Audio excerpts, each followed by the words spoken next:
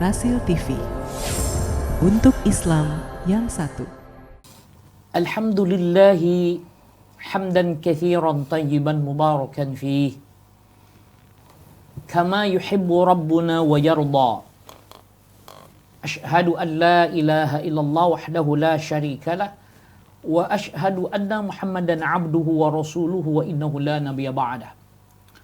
Allahumma salli wa sallim wa barik ala habibikal karim Muhammadin wa ala alihi wa ashabihi wa man tabi'ahum bi ihsanin ila yaumiddin, amma ba'd.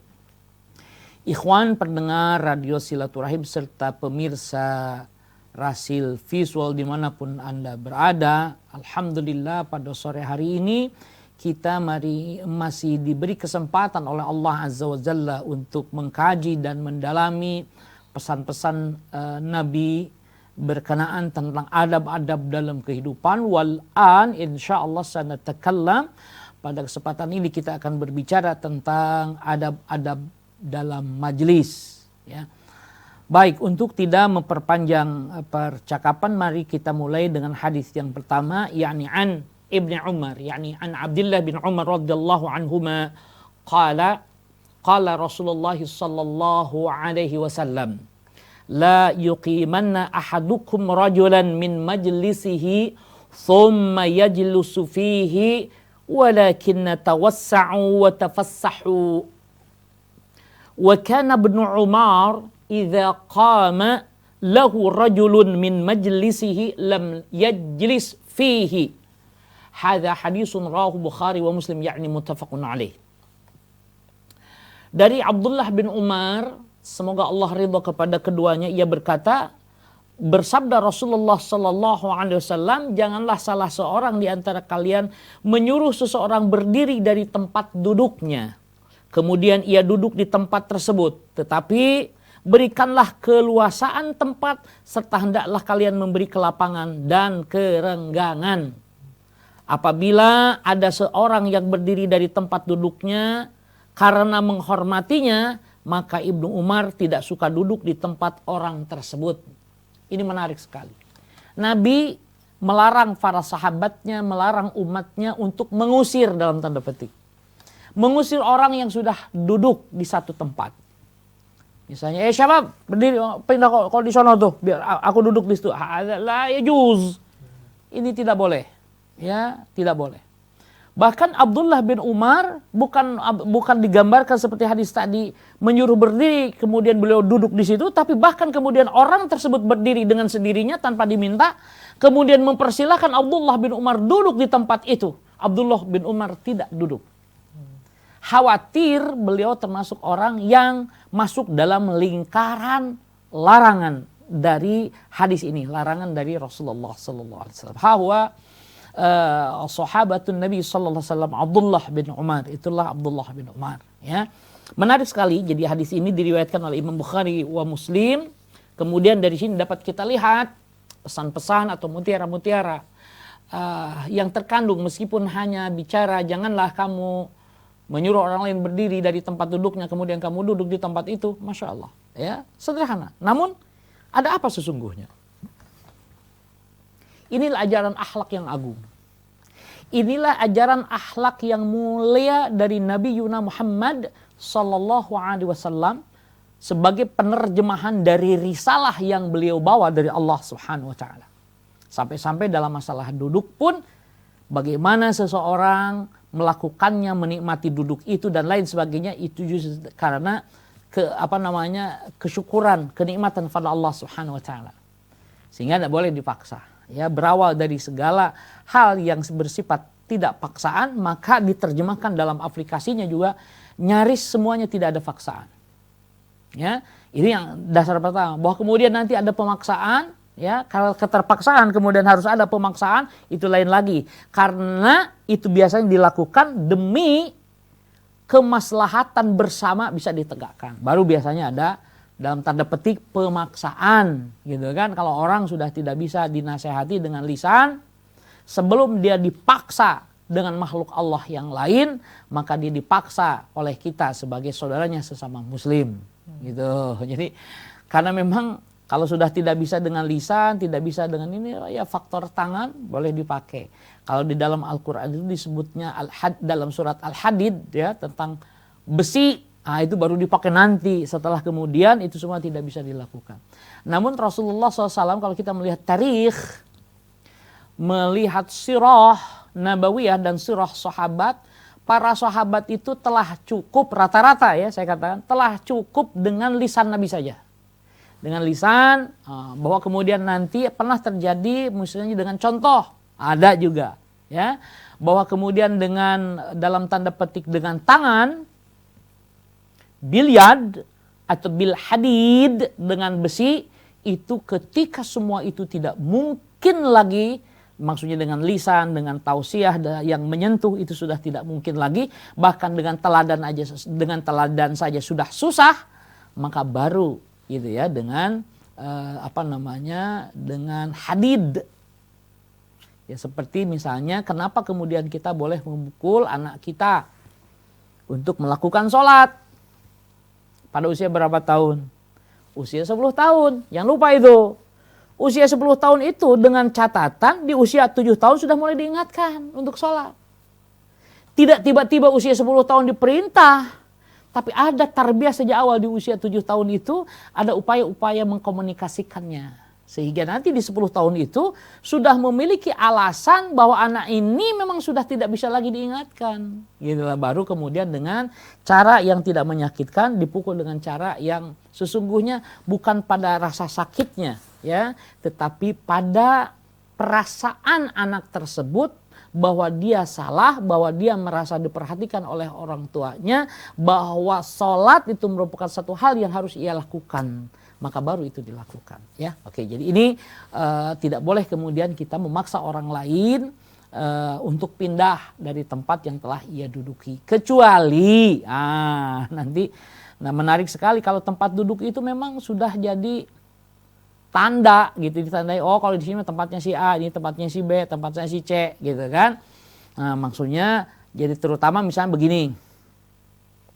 Wara al-imam, di belakang imam itu adalah orang-orang yang hafiz Al-Qur'an. Nah, maka tempat itu biarkan dikosongkan untuk mereka, begitu. Ya, tapi kalau tempat lain boleh rebutan. Mau yang muda duluan silakan, yang tua kemudian tidak berhak mengusir yang tua itu, ya. Ya tapi yang tuanya harus didahulukan. Ya kalau ingin didahulukan datangnya lebih dulu, gitu. Jadi fastabiqul khairat, karena tahu, jangan dikira yang ingin dapat surga itu hanya orang tua. Jangan dikira yang ingin dihormati di sisi Allah tabaraka wa taala itu orang tua. Anak muda juga yang ngerti din, yang mengerti agama, dia akan lebih dulu datang. Kenapa? Karena Allah bersalawat kepada sop pertama, sop awal, sop kanan, barisan kanan, maka dia datang lebih dulu sebelah kanan. Ya, apalagi kemudian anak muda ini selain tahu itu, kemudian dia juga hafiz Al-Quran, maka lebih layak. Ya, bahwa kemudian orang tua ingin dihormati, ya datang lebih dulu. Jangan kemudian anak-anak diusir. Yang saya maksudkan anak-anak itu orang yang sudah dewasa tapi usianya dianggap anak-anak kan dibandingkannya dengan orang tua, begitu. Bahwa kalau kemudian anak-anak dalam rangka pembelajaran, sebaiknya mereka di sop belakang saja, gitu ya. Karena di barisan depan juga namanya belajar, mereka masih belum fokus, belum konsentrasi. Nanti ketika Allahu Akbar lihat ke temannya begini, akhirnya temannya terganggu, gitu kan. Nah, hal semacam itu ya. Jadi oke, jadi ini yang menarik. Sampai-sampai kemudian tempat duduk. Ya dari sini dapat kita lihat haram memberdirikan orang dari tempat mubah yang telah lebih dahulu didudukinya agar orang lain bisa duduk di tempat tersebut. Jadi tidak boleh. Menarik sekali ini, Masya Allah. Sepele memang. Tapi ini sesuatu hal yang harus kita kenal. Ma'ruf ini tuh begini. Ya, Islam tuh begitu. Kemuliaan Masya Allah. Ya, siapapun. Termasuk di tempat musyawarah. Tempat ta'lim, ya termasuk tempat-tempat yang tidak ditentukan ya tempatnya, maka boleh siapa saja, kecuali memang sudah tahu. Misalnya mohon maaf, kalau di MPR atau di DPR si Pak Pulan ini nomor anggotanya sekian, kurinya di sono, itu biarin aja kosong. Meskipun kita sebagai orang yang datang duluan, tapi karena memang nomor kursi kita di belakang, berarti kita di belakang.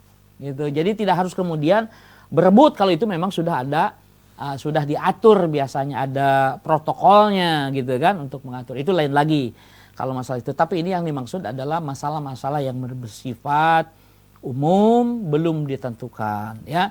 Tapi kalau tempat-tempat misalnya pasar itu kan sesungguhnya kalau pasar kan boleh siapa saja. Kecuali memang ada orang yang jualan memang tetap di situ. Nah kalau dulu di zaman Nabi itu memang orang siapa yang datang duluan bisa nempati tempat itu. Tapi sekarang jangan kemudian dipaksakan, karena dulu di zaman Nabi misalnya tidak mengeluarkan biaya untuk mengadakan pasar tersebut, sehingga tidak ada sodakohnya, istilah kita tidak ada infaknya. Kalau sekarang kemudian ada pasar ditarik iuran ini dan itu, ya kita harus melihatnya secara utuh, tidak bisa analoginya hanya sebatas di zaman Nabi tidak ditarik biaya, kok di kita ditarik biaya, tidak begitu. Maka analoginya atau kiasnya harus per unsur, per item ya. Baru kalau sama itemnya baru bisa diterima. Tapi kalau tidak sama item-item yang mau dibandingkan, maka itu tidak adil namanya ya. Membandingkan sesuatu dengan yang bukan bandingannya ya. Oke, baik. Jadi ini yang harus dipahami. Jadi haram memberdirikan orang dari tempat mubah yang telah lebih dahulu didudukinya agar orang lain bisa duduk di tempat tersebut, meskipun yang masuk itu lebih utama daripada yang duduk dari segi ilmu dan usia. Misalnya dari sisi ilmu dia lebih bagus, usianya lebih tua, tapi didahului oleh anak muda. Tempat duduknya yang belum dipastikan ya, maka tidak boleh orang tersebut yang ilmunya luas tadi, yang usianya lebih mapan tadi, mengusir anak muda. Karena memang anak muda yang lebih dulu. Jangan sampai nanti anak muda udah biarin dulu orang tua dulu suruh masuk. Percuma saya datang duluan juga, toh nanti diusir sama orang tua. Jangan begitu. Jadi ini Masya Allah, menarik sekali Islam itu Masya Allah. Bagaimana semangat dan spirit pas tetap hidup gitu ya. Jangan sampai kemudian anak-anak yang sudah dewasa tadi baru balik dalam pengertian menginjak dewasa, kemudian dia mencintai masjid gitu misalnya, ini bicara masjid, mencintai masjid, kemudian dia bersegera menempati tempat yang dia pahami bahwa di situ Allah bersolawat kepada mereka, kepada sop pertama di bagian kanan misalnya gitu kan, karena secara tekstual seperti itu dikemukakan. Tiba-tiba kemudian mereka harus diusir, harus menempati sop berikutnya. Besok-besok dia pikir sudahlah, kita lihat aja dulu, nanti kalau barisan pertama sudah penuh, barisan kedua penuh, baru kita datang. Jangan sampai begitu ya. Jangan sampai kemudian kecintaan mereka kepada syariat, kepada pahala dari Allah Azza wa Jalla, kepada keridhaan Allah, kepada keutamaan kemudian padam gara-gara kita salah menempatkan orang tua. Sekali lagi, kecuali memang mereka sudah memiliki posnya tetap, yaitu di belakang imam, dan mereka termasuk kategorinya hafiz Al-Quran atau hamilul Quran gitu ya. Oke, baik. Ini hadis mutiara pertama. Kemudian ini juga mencakup ya, hukum ini mencakup laki-laki dan perempuan. Tetapi para ulama fikih mengecualikan orang yang itu secara pasti tempat duduknya dalam masjid, lalu tempatnya itu diduduki oleh orang lain, seperti tadi sudah saya kemukakan. Sama seperti penjual yang sudah memang terbiasa jualan di situ, gitu kan? Sudah tahu, orang udah tahu di situ tempatnya si Anu, sudah, gitu kan? Tidak boleh lagi, ya. Kalaupun mau, berarti minta izin dulu. Kita yang mau dagang, meskipun datang duluan, kita minta izin dulu. Jangan-jangan dia juga mau dagang di situ, ya. Oke, baik.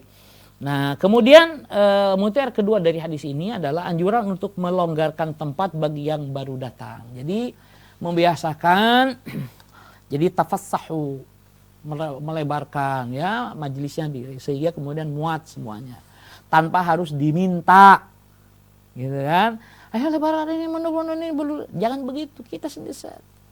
Menariknya Islam, pendatang tidak boleh memaksa yang sudah datang, namun yang sudah datang duluan harus memberikan kesempatan kepada yang baru datang. Jadi semuanya solutif, semuanya lapang dada. Kalau yang tadi diminta sudah gitu di sini nggak mau pindah, itu masalah dua-duanya.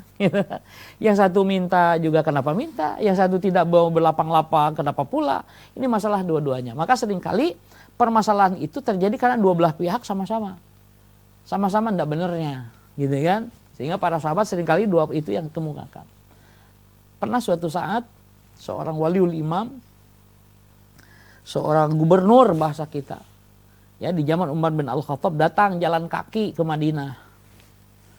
Ditanya oleh Umar bin Al-Khattab, kenapa kamu tidak menggunakan kendaraan? Dia menarik sekali, jawabannya adalah mereka, maksudnya rakyatku, mereka tidak meminjamkan kendaraan kepadaku dan aku pun tidak meminjam kepada mereka. Jadi dua-duanya dia sebutkan. Karena bisa jadi kalau salah satu saja mereka tidak meminjamkan, tapi kalau kemudian gubernurnya meminjam bisa jadi dipinjamkan, gitu ya. Atau gubernurnya meminjam meskipun rakyatnya awal-awalnya tidak meminjamkan. Jadi karena mereka, kata salah seorang gubernur itu, tidak meminjamkan kendaraan tersebut kepadaku dan aku pun tidak meminjam kepada mereka. Nah, menarik sekali, Masya Allah. Ya, jadi dua belah pihak. Jadi oleh sebab itu kejadian-kejadian ini, hal yang baik itu yang buruk, yang maksiat, maka bisa jadi ada dua belah pihak yang sepakat. Sekarang misalnya mohon maaf, satu fakta, mohon maaf ini agak berbeda ya. Misalnya begini. Yang laki-laki menuduh kepada kaum perempuan, habis kaum perempuannya sih pakaiannya nggak rapi, nggak pakai jilbab, akibatnya aku tergoda, gitu kan? Nah kata perempuannya, habis laki-lakinya sih gampangan, memang laki-laki itu kada wa kada, gitu. Padahal, nah maka kemudian dua-duanya oleh Islam, dua-duanya ditutup. Yang muslimatnya harus tutup aurat, yang laki-lakinya tidak boleh memandang sembarangan, ya, tundukkan pandangan. Jadi dua-duanya ditutup dalam Islam. Ya, sehingga tidak saling menyalahkan, tidak seperti sekarang. Coba Anda perhatikan kembali peristiwa atau komentar-komentar para tokoh, para artis ketika mau diberlakukannya tentang undang-undang pornografi. Yang satu artis lain, satu mengatakan ya bahwa ini kan menurut saya itu sangat tergantung kepada kekuatan keimanan lelaki. Bagaimanapun rusaknya, bejatnya kaum perempuan, kalau kaum lelaki imannya kuat tidak akan terjadi pemerkosaan. Lelaki juga sama. Kalau menurut saya sih ini tergantung kaum perempuannya. Selemah-lemahnya kaum laki-laki, kalau semua perempuan itu tertutup auratnya, maka saya kira tidak akan terjadi apa-apa. Gitu. Jadi saling menuntut. Padahal oleh sebab itu maka Quran memberikan solusi. Yang muslimat, yang perempuan tutup auratnya, yang laki-laki tundukkan pandangannya. Jadi dua-duanya dituntut oleh syariat untuk menghindari sesuatu yang mendorongnya menjadi maksiat kepada Allah Subhanahu wa Ta'ala. Ini yang menarik. Menarik dalam Islam itu bukan hanya dipaksakan kepada satu sudut, satu pihak, tetapi kepada seluruh pihak dihimbau untuk sama-sama bertanggung jawab. Ya, oke, baik. Kemudian kita lanjut kepada hadis kedua dalam bab ini. An Abi Hurairah radhiyallahu anhu anna Nabiyya sallallahu alaihi wasallam qala idza qama ahadukum min majlisin thumma raja'a ilaihi fa huwa ahaqqu bih. Rawahu Muslim. Dari Abu Hurairah, semoga Allah ridha kepadanya, bahwa Nabi SAW bersabda, idza qama, apabila berdiri, ahadukum, salah seorang di antara kalian, min majlisin, dari satu majlis, summa roja'a, kemudian tadi yang berdiri karena punya keperluan tadi, ya, dari majlisnya dia berdiri kemudian menunaikan keperluannya, maka ketika dia kembali, kemudian ada tempat duduknya tadi yang punya dia diduduki oleh orang lain atau masih kosong, ini merupakan ahakku, dia ini orang lebih berahak bihi dengan tempat duduk itu. Ya, kecuali maka oleh sebab itu jika Anda memang ingin pergi dan tidak akan kembali, sebaiknya Anda berdiri kemudian cari orang, ini silakan duduk di sini, saya mau begitu. Jangan sampai kemudian tempat duduk itu kosong begitu saja. Ya, karena orang juga tidak mau menduduki karena khawatir bahwa orang tersebut akan kembali ke tempatnya, gitu ya. Oke.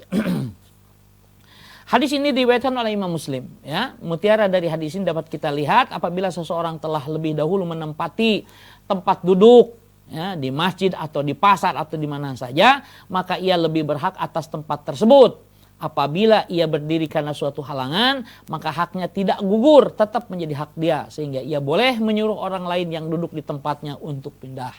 Jadi kalau kemudian nanti dia kembali lagi, mohon maaf, di satu tempat, dia ke toilet, dari toilet kemudian kembali ke tempatnya, rupanya ada orang sudah mendudukinya. Orang tersebut yang baru kembali itu boleh meminta yang menduduki tempatnya untuk pindah.